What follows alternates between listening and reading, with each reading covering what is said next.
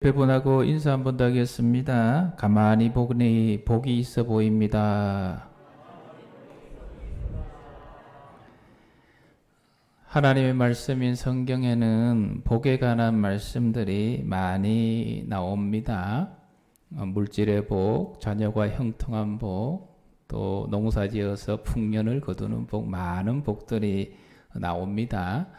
그 중에 가만히 보면 특정 개인을 향하여서 내가 복이 있도다라고 직접적으로 언급하고 있는 사람은 딱 두 사람이 나와요. 그 중에 한 명이 누구냐면은 베드로입니다. 베드로가 예수님에게 주는 그리스도시요 살아계신 하나님의 아들이십니다. 신앙 고백을 할 때 예수님께서 베드로에게 시몬아 내가 복이 있도다 이렇게 말씀하셨어요. 그래서 우리에게 진정한 복은 무엇입니까? 예수 그리스도를 나의 주로 믿고 고백하는 이 믿음의 복, 신앙의 복이 진짜 복인 줄 믿습니다. 그리고 또 한 사람이 나와요. 오늘 본문에 나오죠. 45절 같이 읽겠습니다. 주께서 하신 말씀이 반드시 이루어지리라고 믿은 그 여자에게 복이 있도다. 아멘. 그 여자에게 복이 있도다. 주께서 하신 말씀이 반드시 이루어지리라고 뭐하는 여자요? 믿는 여자에게 복이 있도다. 말씀이 나에게 이루어지리라고 믿는 사람에게 복이 있다라는 말씀입니다. 진정한 복은 무엇입니까? 예수 그리스도를 나의 주님으로 고백하는 분명한 신앙 고백을 가진 믿음의 복이 진짜 복이요. 하나님께서 우리에게 주시는 말씀을 믿고 그 말씀대로 나에게 이루어지리라 순종하며 나가는 것이 우리에게 가장 큰 하나님의 복인 줄 믿습니다.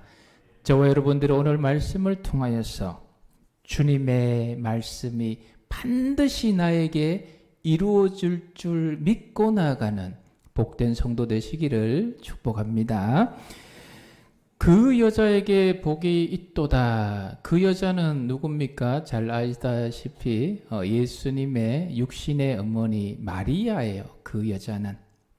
마리아가 세례 요한의 어머니 엘리자벳을 찾아갑니다.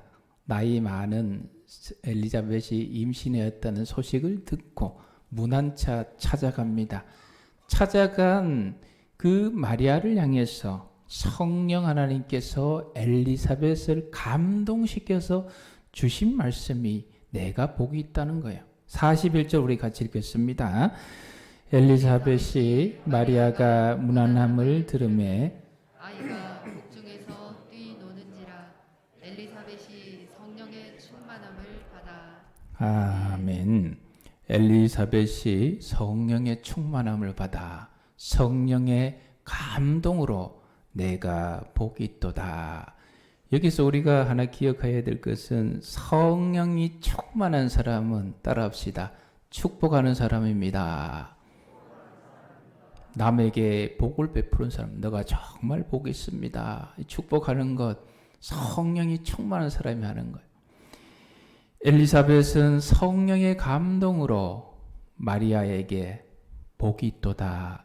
주께서 하신 말씀이 반드시 이루어지리라고 믿은 마리아여 복이 있도다 말씀하고 있는 것입니다. 마리아는 무엇을 믿었습니까? 어떤 말씀을 믿었기에 성령 하나님께서 감동으로 복이 있도다 말씀하고 계십니까? 하나님께서 계획하신 구원의 역사를 이루어 가시기 위해서 지난주 말씀에 하나님의 심부름꾼인 가브리엘 천사가 사가랴를 찾아가서 세례 요한이 태어날 것을 말씀해 주셨습니다. 그 가브리엘 천사가 이제 예수 그리스도의 탄생을 이루기 위해서 누군가를 찾아가요. 누구를 찾아가야 되겠어요? 우리 이사야 7장 14절 같이 읽습니다. 그러므로 주께서 친히 징조를 너희에게 주실 것이라. 아들을 낳을 것이요 그의 이름을 임마누엘이라 하리라. 아멘. 하나님께서 구약에 약속하신 약속의 말씀 중에 처녀가 잉타하여 아들을 낳을 것이요 그 이름을 임마누엘이라 하리라. 임마누엘의 뜻은 하나님이 우리와 함께 하십니다 아닙니까? 그래서 이 가브리엘 천사는 누구를 찾아가야 돼요? 이 구약의 말씀대로 처녀를 찾아가야 되는 거예요. 아직 결혼하지 않은 처녀를. 그래서 요셉과 약혼한 상태에 있는 처녀 마리아를 찾아갑니다. 가서 마리아에게 뭐라고 천사가 이야기합니까? 누가복음 1장 31절 같이 읽습니다. 보라, 내가 잉태하여 아들을 낳으리니 그 이름을 예수라 하라. 아멘. 처녀 마리아에게 너가 잉타하여 아들을 낳을 것이니 그 이름을 예수라 하라. 여러분, 이 천사가 전해주는 하나님 말씀이 얼마나 갑작스럽고 당황스럽고 황당한 것인지는 제가 이전에도 몇 번 말씀드렸습니다. 당시 16세 전후에 결혼하지 않는 처녀 마리아, 너가 잉태할 것이다. 결혼도 안 했는데 할렐루야 할 수 없는 거죠. 가브리엘 천사가 사가랴, 이미 결혼한 사가랴를 찾아가서 내 아내가 아들을 낳아 주리니 그 이름을 요한이라 하라라는 말씀과 아직 결혼하지 않은 처녀 마리아를 찾아가서 너가 잉태하여 아들을 낳을 것이니 그 이름을 예수라 하라라는 이 말씀은 엄청난 차이가 있는 말씀이에요. 적어도 사가랴와 엘리사벳은 서로 결혼하였어요. 결혼하여서 아이가 없었기 때문에 기도했어요. 하나님, 아이 주세요. 우리도 남들처럼 자녀 주세요. 오랜 동안 기도를 했어요. 나이가 많아서 부부 사이에 새로 아이가 태어나면 이것은 기쁨이요 감사함이요 하나님의 은혜예요. 부부 사이에 정상적으로 귀한 아이가 늦게라도 태어났으니 얼마나 감사한 거예요. 이 엘리사벳과 또 사가랴의 사이에서 세례 요한이 태어나는 것은 하나님께서 그 간절한 기도를 이루어 주심을 통해서 구원의 역사를 이 땅에 베풀어 주심을 보여주는 사건이다. 지난주에 말씀드렸고요. 마리아 같은 경우에는 아직 결혼을 하지 않았어요. 처녀 상태예요.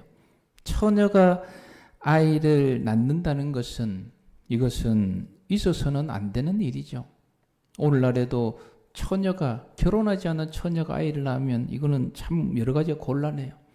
그리고 앞으로 요셉과 결혼 예정에 있는 약혼 상태이지 않습니까?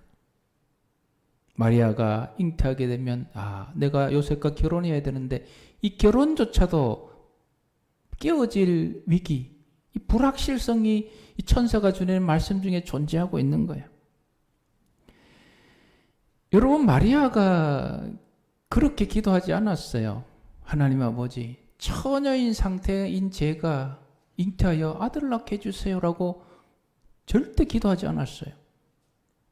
그리고 마리아의 삶의 목적, 살아가는 이유, 미래 꿈꾸는 그 어떤 것 속에서도 결혼하기 전에 처녀인 상태에 남자를 알지 못한 상태에서 잉태하여 아들 낳게 해주세요라는 계획은 전혀 없었어요.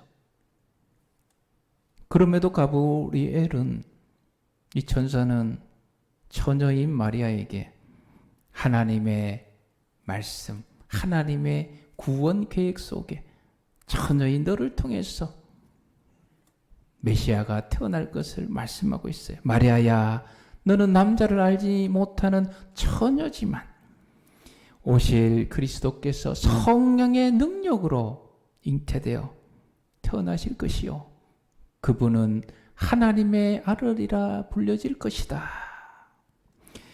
이 하나님의 구원의 역사는 앞서 말씀드린 사가랴에게처럼 우리의 간절한 기도, 미래의 소망, 꿈을 이루어가면서 우리에게 역사되어지는 구원의 역사가 있는 반면 오늘 말이야 전혀 기도하지 않았어요.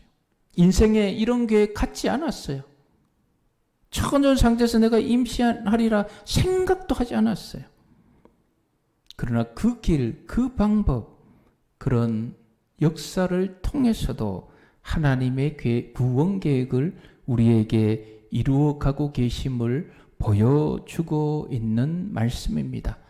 기도도 하지 않았고 꿈꾸지도 않았고 상상도 하지 않았고 그러나 그 일을 통해서 하나님이 하시고자 하시는 구원의 계획이 완성된다는 그 말을 듣고 그 말을 순종할 때 앞으로 요셉과 결혼해야 되지만 이 결혼 자체도 깨어질지 어떻게 될지 잘 몰라요. 불확실성의 미래가 존재하지만 그러나 하나님께서 주신 말씀을 듣고 마리아는 어떻게 고백합니까? 1장 38절 우리 같이 읽겠습니다.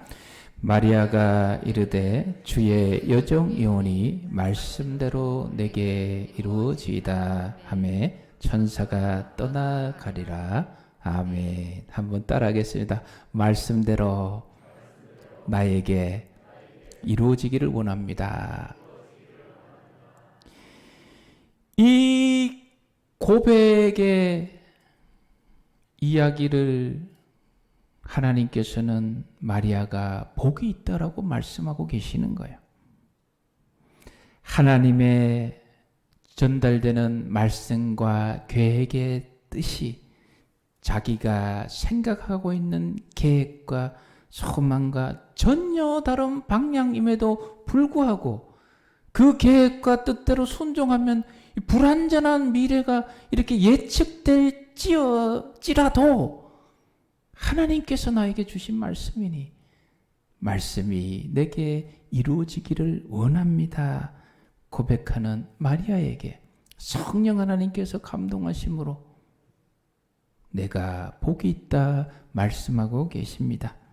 사랑하는 성도 여러분, 저와 여러분들 또한 우리가 생각하지 못하고 기대하지 못하고 소망하지 않았던 것들, 그러나 그 말씀에 순종하면 불안하고 또 미래가 어떻게 될지 모르는 그런 불확실성이 예상될지라도 오늘 마리아처럼 하나님의 말씀이 내게 이루어지기를 원합니다 고백하며 나아가는 진정한 복 있는 사람 되시기를 축복합니다. 성경에는요, 가만히 살펴보면 사람들 이야기가 많이 나와요. 그 사람들 면면을 이렇게 살펴보세요. 자기가 계획하고 소망하고 생각한 인생대로 되지 않는 사람들이 대부분이에요. 생각지 않은 인생, 상상도 하지 않은, 꿈꾸지 않은 인생들이 펼쳐졌지만 그 속에서 하나님의 말씀을 부여잡고 나아가니 그것을 통해서 구원의 역사를 베푸시는 하나님의 은혜의 역사가 성경에 곳곳에 기록되어 있어요.